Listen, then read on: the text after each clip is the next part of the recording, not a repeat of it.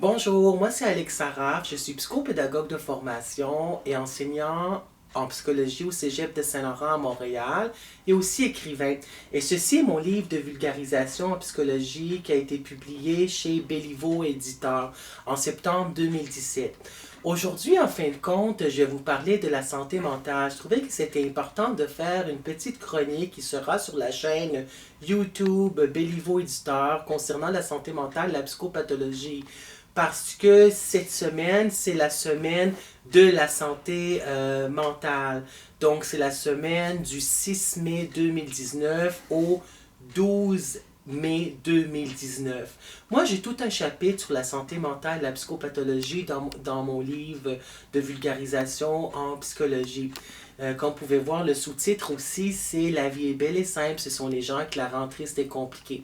Donc, comment on peut rendre la vie plus compliquée pour les gens qui ont des problèmes de santé mentale? En fin de compte, on va les étiqueter, on va les stigmatiser, on va mettre des étiquettes sur les gens.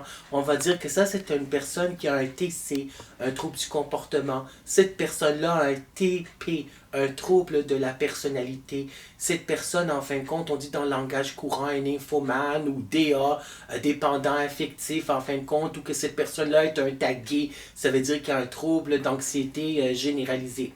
Moi, je trouve que ce qui est important pour la santé mentale, c'est de faire de la sensibilisation puis de la démystification. Puis c'est de toujours voir la personne avant de voir le trouble de santé mentale. Parce qu'on a toujours tendance à voir, presque toujours, j'ose dire, d'avoir le trouble de problème de santé mentale plutôt que de voir la personne telle qu'elle. Puis aujourd'hui aussi, j'aimerais vous parler par rapport au suicide, qu'il faut faire de la prévention par rapport au suicide.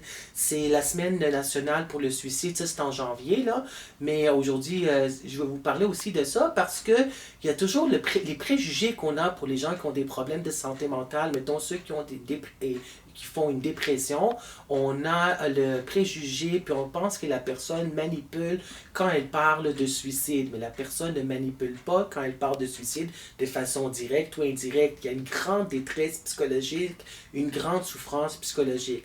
En fin de compte, la santé mentale, c'est un baromètre où il n'y a pas trop de tension. C'est un équilibre biopsychosocial. Puis quand il y a de la psychopathologie, en fin de compte, le mot pathos veut dire émotion intense, maladie. C'est quand il y a un déséquilibre dans le corps et dans l'esprit.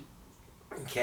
Donc, quand il y a de la psychopathologie, c'est-à-dire qu'il y a de la détresse psychologique, comme j'avais dit, de la souffrance cliniquement significative, comme les psychologues disaient, et aussi que ça entrave les relations interpersonnelles. Ça veut dire que ça entrave, ça nuit aux relations interpersonnelles, professionnelles, amoureuses, estudiantines, amicales, et ainsi de suite.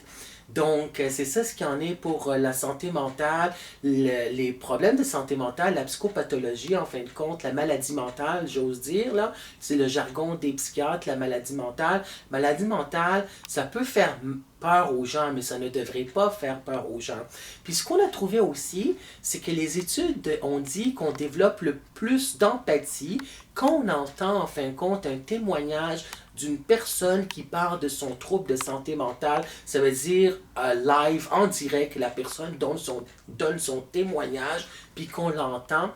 Et on développe le plus d'empathie. Hein? L'empathie, comme j'avais dit dans l'autre capsule, c'est le fait de comprendre ce que l'autre vit, de me mettre à la place de l'autre, puis de le comprendre, de me mettre dans ses souliers quelques instants, puis d'être capable de comprendre ce que l'autre vit, ce que l'autre ressent, comment l'autre pense.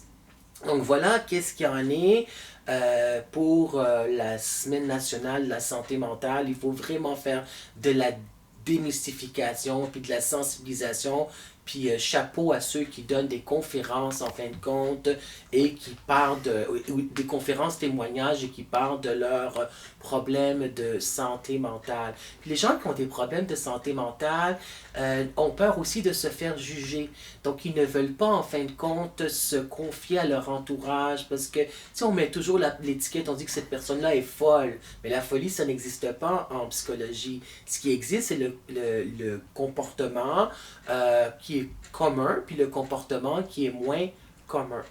Donc voilà, je voulais faire une petite capsule en guise, en fin de compte, par rapport à la Semaine nationale de la santé mentale qui est cette semaine du 6 mai 2019 jusqu'au 12 mai 2019. Donc n'oubliez pas, toujours voir la personne avant de voir le trouble de santé mentale, avoir de l'empathie, l'écoute, de ne pas juger, d'essayer de comprendre, d'être là pour la personne qui se confie à nous par rapport à son trouble de santé mentale, puis de voir toujours que c'est une personne qui a aussi ses qualités aussi, puis qui va s'en sortir parce qu'on a toujours la force à l'intérieur de soi pour pouvoir s'en sortir, de la résilience. Je vous souhaite bonne semaine. Au revoir.